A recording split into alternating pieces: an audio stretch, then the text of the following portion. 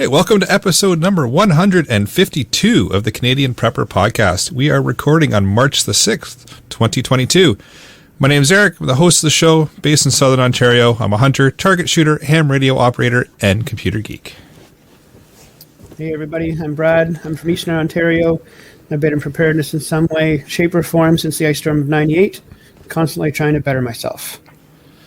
So Ian was here about 5 seconds ago. He decided to bail because he said something about not liking the audience and the listeners and such. So he disappeared. But, if you want to help support the show and keep the Canadian Prepper Podcast on the air, you can buy some swag. We've got the Canadian Prepper Podcast t-shirt and the Tactical Velcro patch, because tactical makes everything better. You can get those at prepperpodcast.ca. All proceeds help keep the lights on and the backup generator fueled. And if you're enjoying the show, please take a few minutes and like us on Facebook and submit a review on iTunes. Also, we want your feedback, good, bad, or anything else. Just a topic you want us to cover, you can email us at feedback@prepperpodcast.ca. I can see Ian is in the live chat here making excuses. I see him there too. Yeah, something about hotel internet. Mm-hmm. So we've got some wartime content for you in this episode. We're going to start off with some recent news articles. Then we're going to update you on what we've done lately for our own preparedness. Then we're going to get into the main topic, the Ukraine discussion continued. So let's move into some news, shall we? Here we've got one here from The Verge. It's actually a pretty interesting article. It talks about BBC News. They were blocked in Russia during the whole Russia-Ukraine invasion that's going on right now. So they've switched over to shortwave, which is kind of interesting. So it's kind of they're going back to the they're going back to the World War II era of broadcasting. And they're actually broadcasting out their shows via shortwave. So they're doing that on frequencies of 157535 kilohertz from 4 p.m. to 6 p.m. and 5875 kilohertz from 10 p.m. to midnight. And that's a local Ukraine time. So I found that kind of interesting. That's a neat way of getting around that block. Yeah, as long as they can get some news up there, right? Yeah, exactly. It's kind of like they said, the old school way of doing it, but it's effective and it gets information out there and it gets it to people that want to hear it that aren't allowed to hear it right now because BBC's been blocked. So yeah, I thought that was kind of neat. And I might even try to pick up the transmission if I can hear at one point at night. Oh, have you been able to, or you just started? Not yet. No, I had heard that they were starting to do that, but I haven't had a chance to try and pick it up. I don't know if I'll even be able to pick it up here or not, but can always try. You never know. Yeah. That's half the fun of radio, right? Now, I'm just wondering, do you know anybody else that would be able to pick it up and send it anybody on with you, anybody with a shortwave radio would be able to technically pick it up if the frequency is strong enough to get to where you are. But you could also, if you can't get it at your current location where you are, you could hop on a web SDR. So you could check out like Kiwi SDR, which is like a software-defined radio. So someone's hooked the radio up to the internet, and then somewhere in the world they've hooked their radio up, so you can actually use your internet connection to tune their radio and listen. So you could always pop around on those, and you could hear it there as well. You'll have to walk me through that later and how to do that. I'd be interesting to listen in and see what's going on. Yeah, sure. Yeah, I'd be happy to show you how to do that. And that's a license-free thing because it's only listening, so you can listen all you want on those radios. So yeah, thankfully, one closer to home here, the People's Convoy down in the U.S. has gotten to Washington D.C. and has encircled it now. A bunch of people here on different chats, whatnot, saying they're all getting caught up in the mess and the truck drivers need to go home and basic stuff that we had here in Canada, but just no real news articles about it anywhere, which kind of sucks. Be nice to know more about it. Yeah, it would. I can see in the live chat here, Chris is mentioning that BBC is not banned. They just decided to pull out, like many others. Yeah. So, hey, I guess it all depends on your take of what happened, and who knows, they're banned and tried to pull out. Who knows what the actual story is? All we know is they're no longer broadcasting, and they've found a way around it. So, draw your own conclusions there. Yeah, still able to get some news out. Exactly. Like you said, draw your own conclusions, right? Yeah. Let's see. Freya is asking in the live chat where everybody is tonight. Where is everybody? Well, hey, they, Well, we said Ian decided to bail last second on us. Something about poor internet connection. Who knows? And Jeff decided to whine about being tired. Yeah. So there's that. Scott's just old and he's been in bed for hours. Yeah, he has been. Yeah, that's true. So. Yeah, it is what it is. And then we know that that Ian and Alan just are the same person. So that's right. So there counts out Alan because we know Ian didn't. Yep. So it is what it is. Just you and I holding the fort down. Yeah. Oh, see, I see panelists hanging out in live chat, but they're not on the show because there's Scott. Scott, isn't it past your bedtime? Yeah, I think it is. Yeah, he must have his tablet in bed with him. Another news article here. If you haven't noticed recently, gas prices are starting to spike up quite a bit. It's hurting the pocketbook already. But it's happening in this area. I know it's happening in your area too, Brad. But gas prices are going up. 185.9 in Cornwall. Oh, geez. It was around $1.70 and change here. And it's just going up. So my brother is in Newfoundland. He said it was $1.98. $1.98. $1.98. That was my brother's lived there. He's lived there for, I think it's somewhere around 10 years. It's the highest he's ever seen it. Wild. Well, I'm hearing that it's going to go up to $2 plus, which is not good for anybody. No. I drive an hour each way in my personal vehicle every day to get to work. Ooh. And yeah, that hurts. Yeah.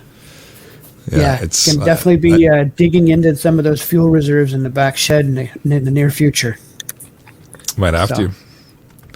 But that is a great segue for what we've done lately for preps. We'll let you go first there, Brad. Well, I actually did a little bit of fuel rotation. When I found out it was getting that high, I decided to take out some old gas and put some new, even though it hurt my pocketbook a little bit. And I got myself a new generator, my old Generac.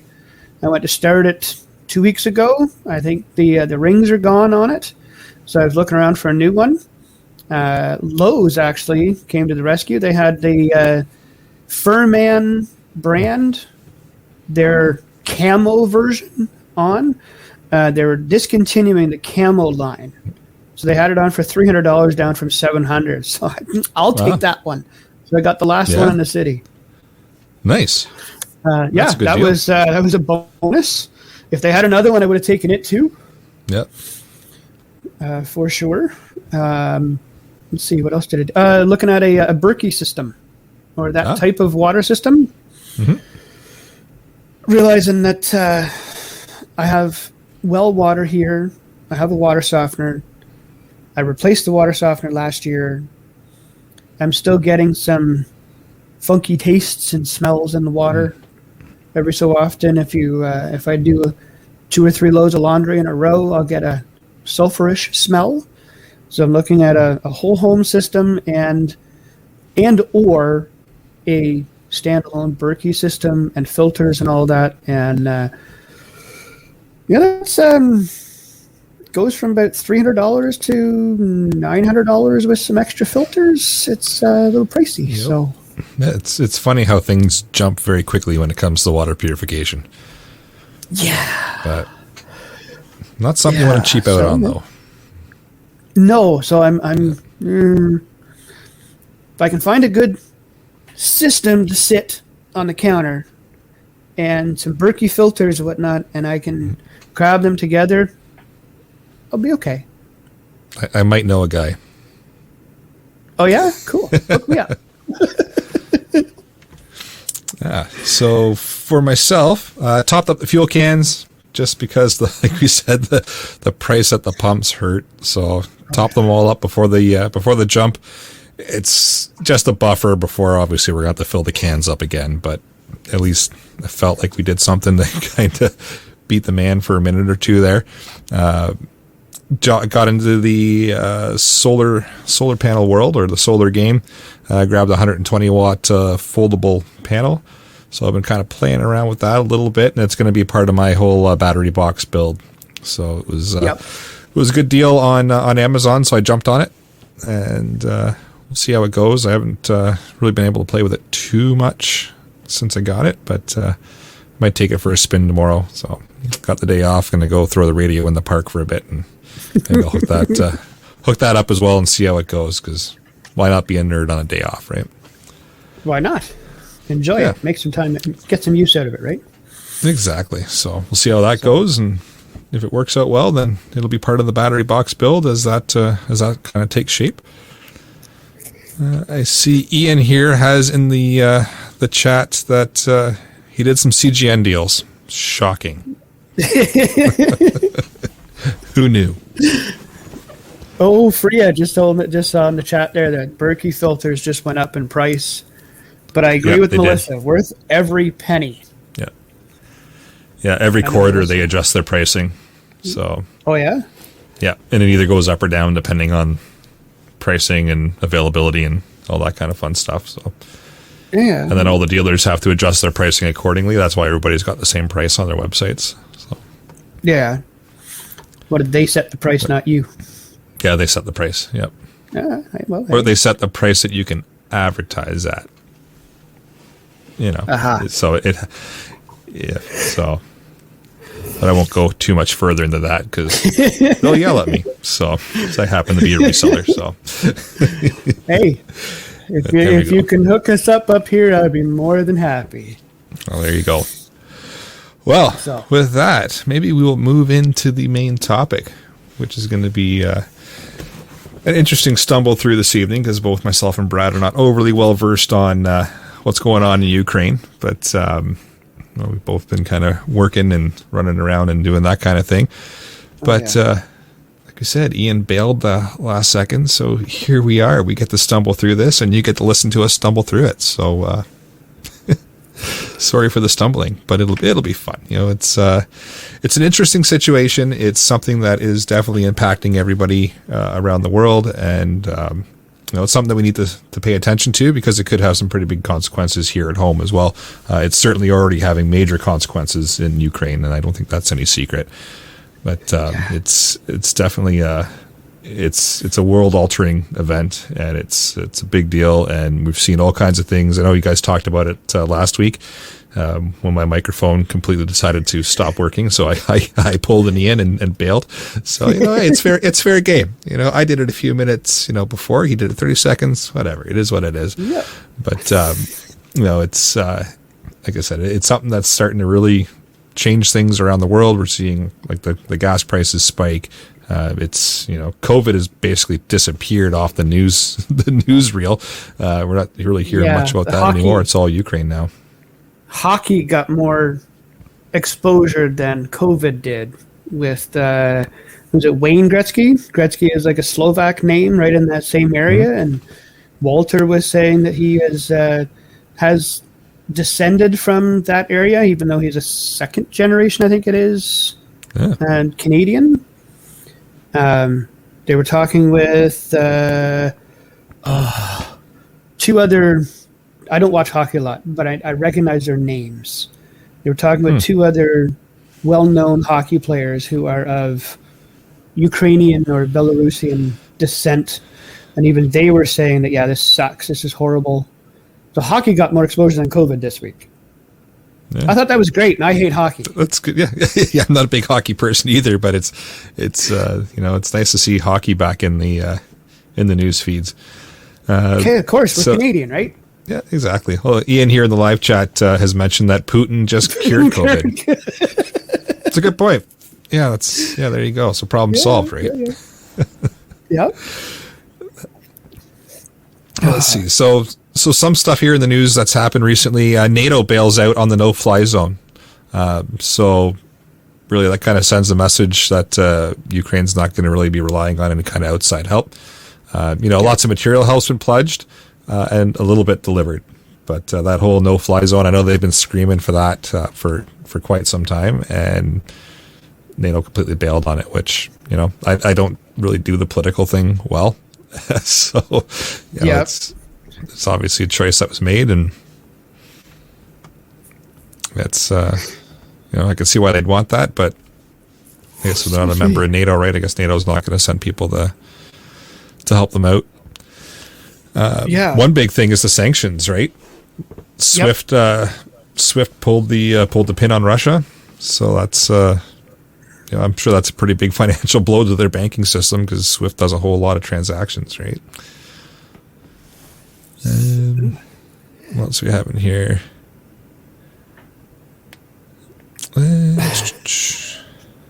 The Swift thing was big. The no-fly zone for NATO was a big thing. Students from India were stuck without food, trying to rent a bus to evacuate, end up getting shot at and turned back. That's just some scary stuff going on, right? Like it's war. Of course, it's going to be scary, but and a lot of the disinformation is coming out. Mm-hmm. I was saying just before the show, right, that my sister was telling me of a story she heard on the news that a gentleman from Canada went over to help his in-laws. They were out of power. They had a freezer full of food. They're now down to bartering. He's learned how to cook on a wood stove pretty quickly because there's no power anywhere. But yet, all the news that we're seeing come out says there's still power everywhere. People are riding their bikes like normal. People are doing this, doing that. You said they were live streaming from places and posting on Instagram and whatnot. And, okay, well, what's true? What's not? Yeah. And that's half the fun on just a regular day, right? What's true in the media, what's not. So then you throw this situation in place, and then you throw big governments trying to, put their agenda out there and what they want people to see out there. What's true, what's not, what's, what information can you actually rely on? It gets interesting, and it's a balancing act, and it's a matter of kind of reading all kinds of different sources and then piecing together where in the middle the story kind of lines up, and that's probably closer to your truth, right? Yeah, all I can picture is that atypical crazy guy with the big bulletin board in his room with all the news articles and all of the strings going to everything to figure out that's what we wanted. That's the truth over there. There it is. It is over there. I'm not that crazy, and I sure shit ain't doing that. No. Now, the scary stuff that has really made the news the last week is the nuke plant. Yeah. So I guess Russia was shelling, from what I heard, was one of the biggest nuke plants in that part of the world, and in Europe, and they they were shelling it, which. No.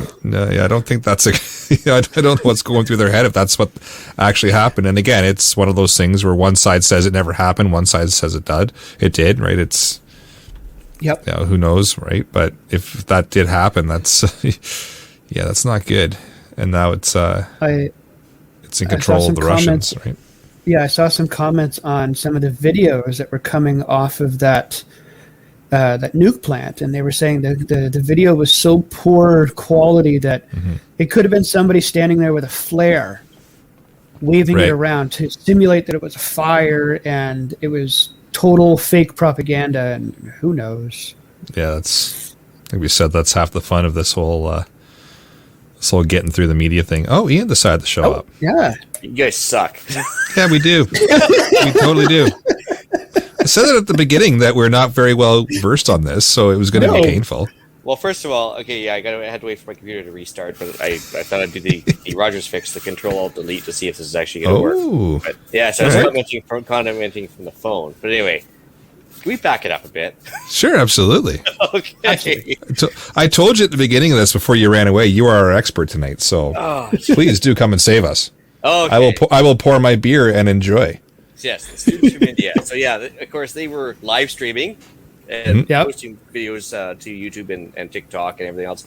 And so they were actually saying, like, okay, so in their particular area, because they're in the southeast, they were cut off of power, and they were having to collect water from their rain downspouts and everything else because that's the only way they could get stuff. So they decided to pull up their own socks and get going. So they did find a bus. They got shot at and turned back, even though they said they were a bunch of students and everything else. But the other side said there was Ukrainians hiding in the bus trying to escape, so they had to shoot at them, because they were evil enemy troops. So again, who do you believe, right? Like, there's so much misinformation and disinformation going on that. Like you said, the nuke plants too. Like, yeah, supposedly it was on fire, and it was about to leak massive radiation, like Chernobyl was too. And then all of a sudden, the other one there, the largest nuclear plant in Europe, was supposedly on fire and leaking radiation instantly. And yet, when the Russians actually finally rolled in, there was no radiation leak and there's no fire. So, yeah, who's actually going to benefit if there's a radiation plant on fire that's at the Russians' fault? I mean, clearly the Ukrainians would be the victims there, justify other people coming in to help them out, and so on and so on. So I think they're drumming up a lot of media coverage that's obviously very negative against Russia in order to drum up support and give a casus belli, as they like to call it, for the Russians or for the NATO countries to come in. So I'm starting to get a little bit wary of anything coming out of there, because it just seems they're either trying to drum up support or just trying to make Putin such a boogeyman that people are going to be demanding their countries get involved. But it's the dumbest thing they could do right now. Like, that no-fly zone. I mean, if you start shooting down Russian fighters because they're overhead Ukrainian troops, I mean, that's going to escalate, right? Like, that's a problem, right? Absolutely, it is. Yep. So I laugh at all these countries that have all pledged to help, including our own. Like, we promised to send weapons and material help and everything. Everybody gets as far as the Polish border, then they're like, well, how do we truck it in? Because if we send our own troops in there, they're going to get shot at, and that's a problem. And if we give it to the Ukrainians at the border, well, then clearly the Russians are going to know where to shoot it up. And, it's this massive problem. So everybody wants to help, but nobody wants to cross that border with their own stuff, because then that becomes, you're actually supplying, troops to a conflict, right? So then, it's worse than Laos in Vietnam, right? Like, you've got some issues there. So this is fast becoming like a media war more than anything else, because they can't provide any military help, so they might as well supply media help to try and get public support for it. Would this be a case of, what was that movie, Wag the Dog? 100%. Or was it Iron Man, where they had Ben Kingsley playing the Osama bin Laden wannabe, and they said, well, I'm actually not really a bad guy, I'm just an actor, but I'm trying, and sure enough, they got an actor in charge of Ukraine. So what does that tell you? I mean, an actor that dances around in 4-inch heels, nonetheless. So, and that's not fake news. That's actually, he did that and he admitted it. He said, yeah, that's totally me. So anyway. Oh, boy. Yeah, so the SWIFT thing, I want to talk about that quickly too. So they cut off the SWIFT financial system as part of a sanction against Russia. But the Chinese have a system called CIPS, right? Like CIPS. And it basically, you're going to be nudging one major country over to the Chinese system and away from the U.S. system. You're going to create less reliance on the U.S. dollar. You're going to make the U.S. less of a reserve currency. It's going to come around and shoot us in the foot for that. Like, it's not going to help us long term. Like, some of these sanctions they've introduced, I'm kind of wondering what they're thinking, because I understand Boeing and Airbus cutting off like airplane parts and support and saying, yeah, you guys are bad. And by the same token, long term, they're cutting off a lot of customer bases, and Chinese make airplanes too. Because of industry, but also, but then they turn around and said, okay, well, off of your Xbox accounts and your iPhones, that'll show you. Yeah. Yeah, okay. I don't think Pooty Poot cares about his Xbox account and whether or not his Call of Duty is gonna, games are gonna be saved or not. No. But, and by the same token, there was like cutting off iPhones. Well, if China invades Taiwan, are you gonna cut off their iPhone when they make iPhones in China? Yeah, that's no. Yeah, and so anyways, interesting thing is, so as of this afternoon, so Russia announced that sure enough, because of the sanctions, they've decided to create their own MasterCard and Visa replacement system called MIR, which is Russian for peace, ironically enough. And so they're actually going to partner up with China in a system called Union Pay and start with their own credit card system. So once again, you basically cut out North American banks from a large customer base. So I don't know, it's going to be very interesting long term to see how that goes. That is interesting, yeah. Yeah, so all these sanctions seem to be going anywhere, and like you guys talked briefly about the media thing, but Maersk, the big shipping line, they basically did a stand where they said, well, okay, anything that has even a single container on a container ship that's going to or from Russia can now no longer be processed, even if it's on the ship and it's anywhere along the itinerary. Yeah, we're gonna show those Russians by making sure we cut it off. But now you've got 20% of all shipping is going to be affected because they can't make port anywhere because they've got a Russian shipping. Maersk is a huge company. Oh yeah, it's getting nasty. It's very much an economic war right now, and a war of opinion. I think more than this. But a few lessons to be taken away from that for sure. Like, who has a freaking shortwave nowadays? Yeah, Eric does. Yeah, well, Eric, got a few. Look at a few in front of me here. Yep. He's nerd. But I mean, so the average person, like, okay, so Red Dawn only, right? But I mean, with the transmitting behind the lines. But I mean, yeah, that's great that the BCBDC is trying to circumvent this banning by transmitting on shortwave. But how many average citizens that don't listen to this podcast actually have a shortwave? It's a good point. Yeah. I don't know. It's there's been a lot of interesting going on here, like that's for sure. Yeah. And the other thing is too, of course, you're hearing in the media how the Russian offensive is stalled, and they're kicking ass, and they're on the gates of Russia, like we said last week. They're on the gates of Moscow, but mass conscription. The males can't leave the country. They've upped the conscription age to 65 or no upper limit now. Oh wow. Ooh. Which is gone a little bit silly, and they've got I think they've lowered it down to no minimum age either. Just show up with the passport. And they're claiming all these foreign troops are signing up, like 18,000 foreign troops have arrived, but I don't know how that's going to work when you don't speak the language. But yeah, that'll be interesting. Yeah, like there's a lot of skis and chucks around Edmonton, but I guarantee very few of them actually speak Ukrainian. So, right. Point gun, pull trigger at that guy. Yeah. But again, so okay, so you're sitting in a crowded building and you're in some sort of urban scenario, and you hear something that sounds like an Eastern Slavic language. Do you know if it's Russian? Not a Nope. clue. Can't tell I the can difference at understand. all. I totally get you. Yep. That's like from a distance, would you tell the difference between Spanish and Portuguese? Yep. Not happening. No. Oh, Yep. Again, you got me on that one. yeah. It's man, what a mess this whole thing is going to be. That's what you guys skip right over. Your fast maneuvering. Hey, we're jumping everywhere. We're trying to make it sound like we knew what we were talking about. Oh yeah. So the other interesting lesson too. So of course, globalism was supposed to be such a great thing too, right? So yeah, Germany. Of course, they're talking about banning Russian imports to cut them off the financial taps and everything else. They turn right around and they admit that by turning off the energy imports from Russia, I think his exact words that he used, the German chancellor, was it would affect social cohesion. So that sounds to me like kind of Mad Max stuff. So I mean, yeah, if you cut off energy supplies to Europe over the course of the next winter, well, there's people freezing to death for one, but you're not going to have a whole bunch of people happy with the government. But it just goes to show you how, because of all these economies being interlinked, you can't, unless you're an energy independent, you can't pull off stuff like that and expect to get away with it. So I don't know. What affects one affects many. Oh yeah, like I don't know. Did you guys talk about the Polish Air Force? I can't remember. Nope. Yeah, so the Polish Air Force was supposedly going to give up a bunch of their airplanes this morning to Ukraine, and the U.S. was going to supply one-for-one trade and give them F-16s, and they were going to send their own MiGs to Ukraine to join the fight. Polish Air Force Polish government came right out and said that is totally not true. We can't do that because we'll be at war with Russia, and not to mention you can't just have a pilot hop in one airplane versus the other and be perfectly checked out, ready to fly a fighter jet. That's just. That's not how that works. Not anymore. This isn't the Memphis Belle anymore, right? They can't go in there with 5-6 hours of ground school and take off. But this whole thing's turning into a fast mess. So, long story short, it's going to come to a head within a week, and it'll be over soon because, I mean, they're pretty much on their own.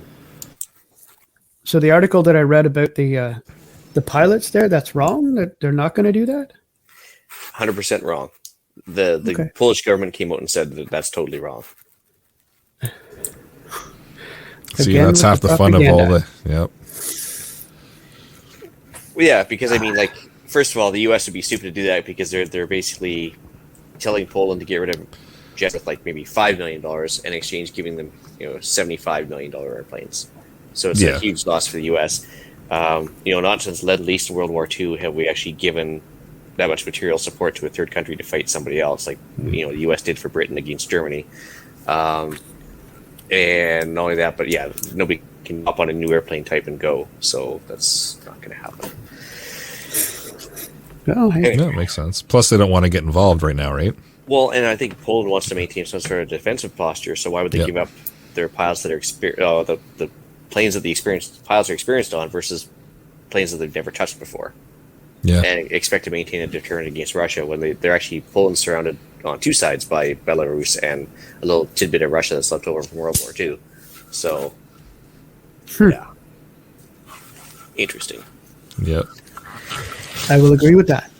Yeah. So, yeah, I don't know where some of these people come up with these. It's like actually it's government officials come up with these stories too, right? Like when Lindsey Graham earlier this week was saying that he's hoping somebody would take out Putin. Like, I don't think you can do that. Didn't the CIA get in shit for trying to off Castro many times with exploding cigars and everything else back in the 60s? Mm-hmm. Yeah. It's a powerful pull from that. Yeah. Oh, no, they were trying everything. There were 6 different ways to try and assassinate Castro. It didn't work. And as soon as it was found out, the UN just went hardcore on those people for trying that, because you can't assassinate a head of state you're not at war with. So, or at least advocate for it.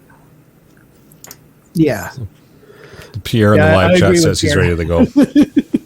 He says he's watched Top Gun 100 times. Yeah. My brother and I have watched that quite a few times as well. Okay, he can hop in the pilot seat and I'll be the Rio and let's go to war. Yeah. He's got tone. He's got tone. Oh, man. Oh. Yeah. You don't want to do that. It'd be no fun whatsoever. Although, actually, there has been some good footage coming out there that's actually looks legit. I'm hoping it's from this week. It might be recycled from previous years, but where you can see they're actually putting some of those anti-aircraft missiles to use.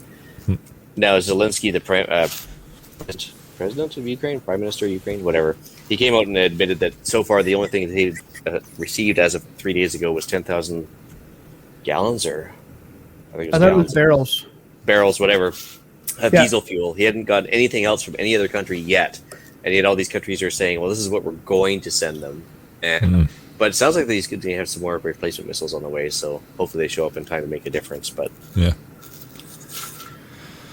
and like you mentioned, the whole we don't know if the photo is from current time or another time. That's kind of making the whole media and getting through what's true and what's not. That's making things a little bit tricky as well, because there's no dates on the photos. How do you tell when they were taken or when they weren't? And it's a lot of fun trying to get through all the media that's being posted right now. It's who knows, right? Who knows what side's right, what side's wrong? One video of supposedly it was a Russian aircraft being shot down over a lake, and the pilot ejected. You could see his chute. He was coming down nice and slow to hit the water, and now you're telling me that that's not true at all, and everybody's just lying to me over here. Yeah, it depends on who you ask.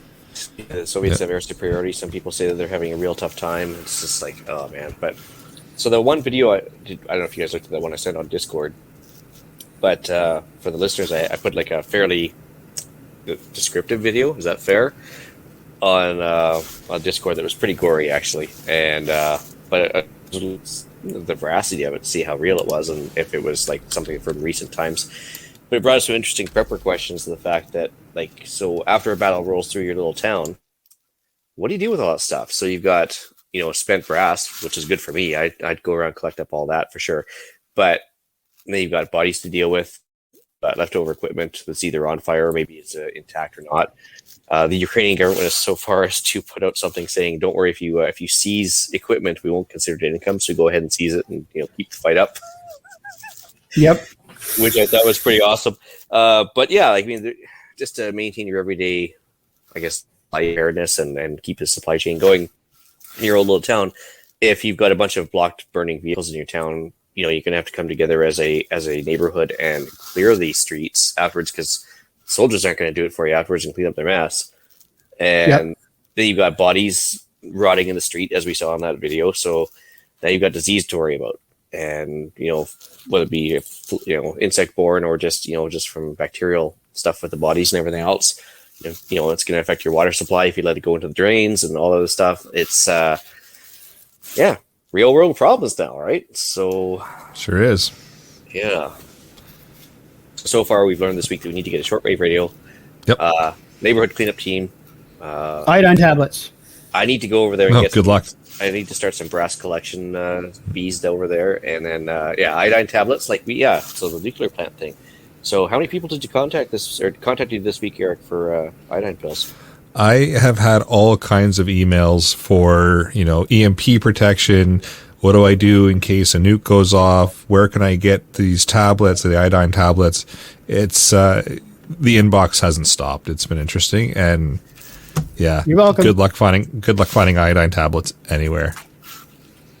Well, late too, right? So I mean, like a day late, did a lot short for a lot of these people that are. Oh, that too, yeah. Yeah, like I mean, the time to worry about that was a long time ago. Oh yeah, yeah. But I mean, again, if it does melt down in the Ukraine, it's not gonna immediately affect us here, anyways, to the point where it's lethal or anything else. And KI do so much, right? They only work with radioactive iodine versus what's the other type? It's there's another starts with a C, cesium. The cesium problem that affects your liver. So yeah, it's only one of many problems, right? Yeah. But everybody thinks that's the solve-all solution, right? So everybody's stockpiling it right now. Yeah. So, yeah, my supplier's got a big warning up on their page right now going, nope, don't even try. Just don't. Yeah. So, I mean, yeah.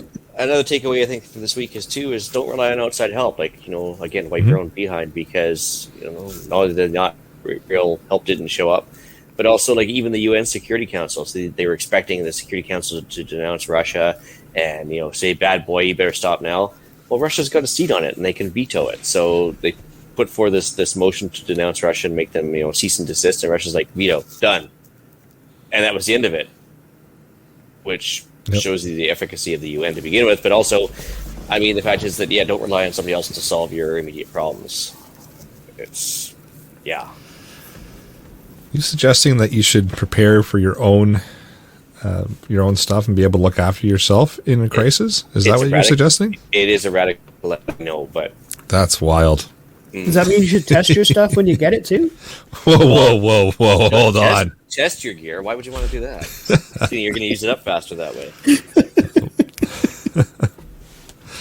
We've got a comment in the live chat here from Rock and Ryan Olson. It says, listening from Northern BC, love your podcasts. So thank you for all your efforts. Synergy almost have listened to them all, have listened to all of them. So appreciate that and apologize for the first, 15 or so. Pretty rough. Yeah, the first half of this one, for God's sake. Yeah, and the first half, you know what? We just had to go back to our roots for a little while, all right? It is what it is. Yeah.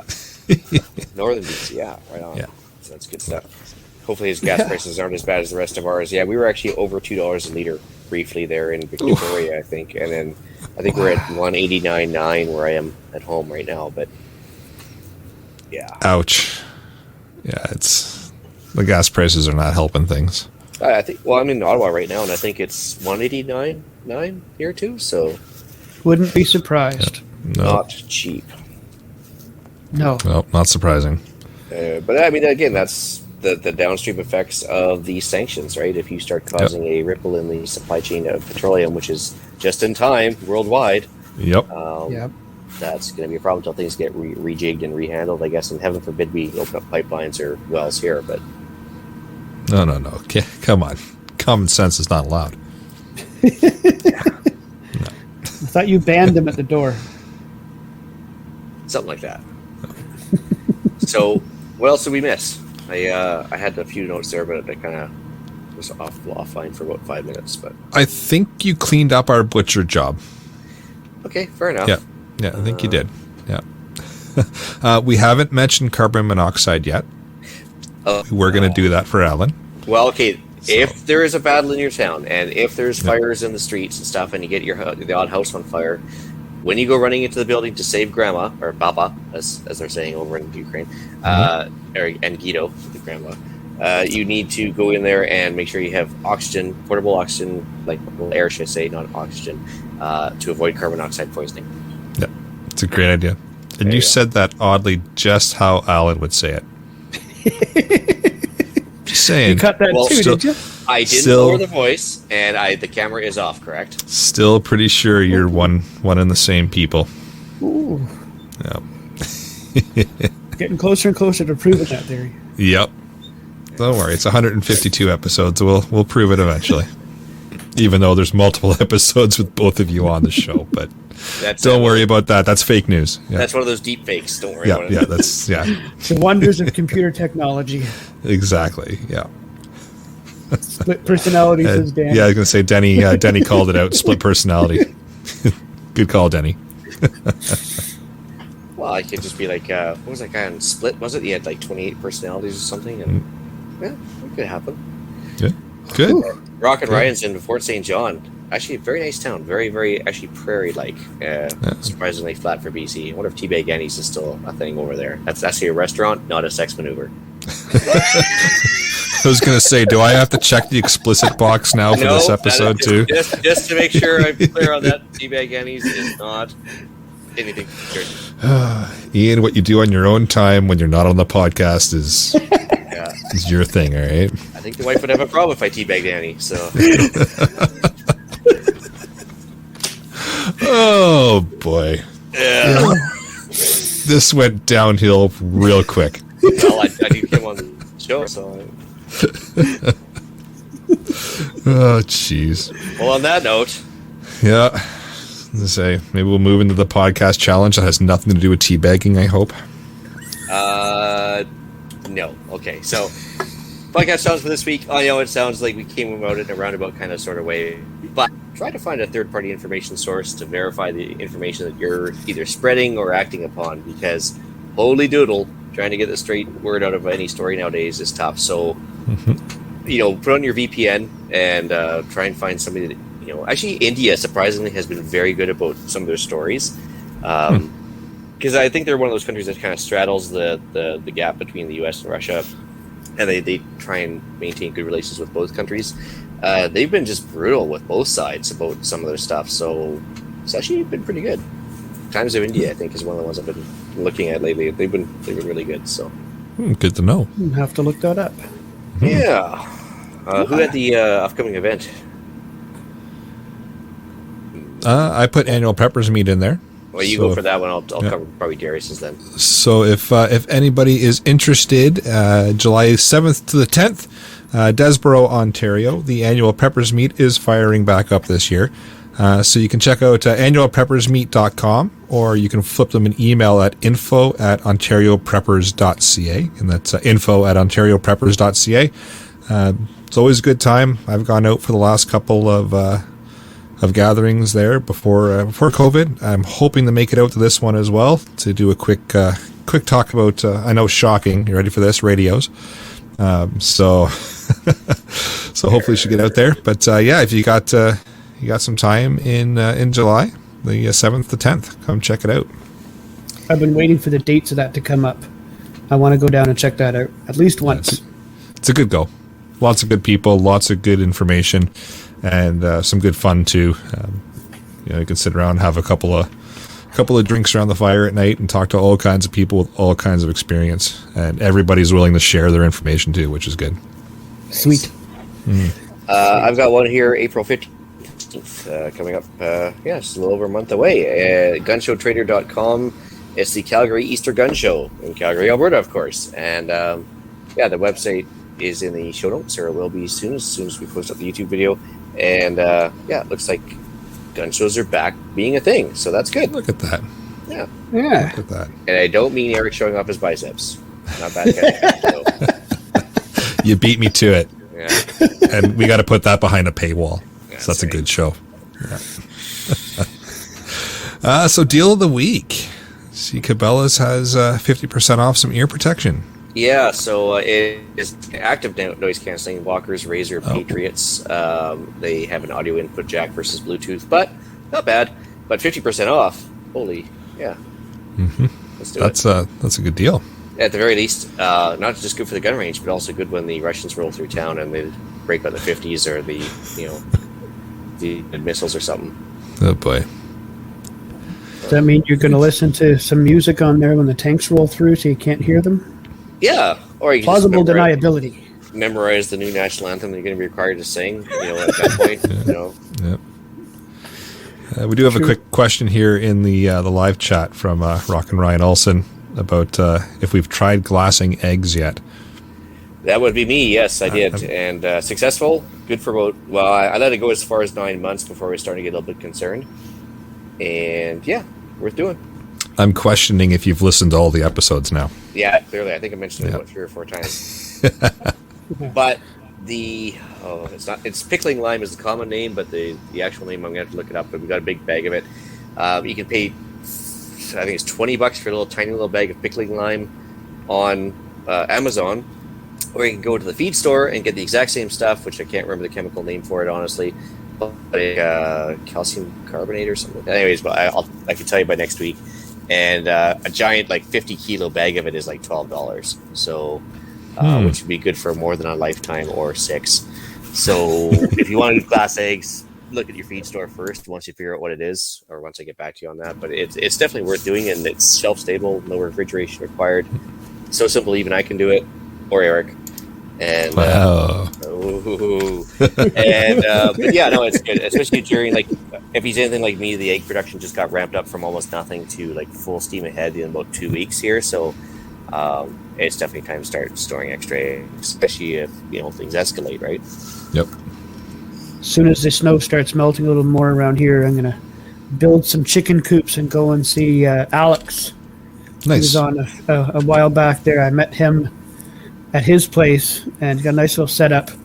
Hopefully he's gonna sell me some chickens, some layers, and I want to try glassing some for the winter to see how that works out.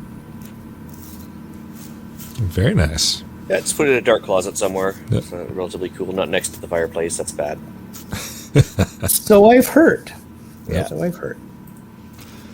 All right. So we'll move into shout-outs real quick. Shout out to Ian for jumping in and saving the episode. Appreciate it. I will give a shout out to John, who sent us an email about the BBC and the shortwave radio transmissions. I just forgot to give him a hat tip on that one. Awesome. So email iTunes reviews. The inbox was empty. It's been a sad, quiet week. But hey, it is what it is. Yeah. Hey. So with that, I'll bring episode number 152 of the Canadian Prepper Podcast to an end. You can find the podcast on iTunes, Podbean, Spotify, or of course your favorite podcast app, assuming they don't decide to cut us out after that horrible first 20 minutes or so. Please help us out. Submit a review. It does help other people find us. We record these shows.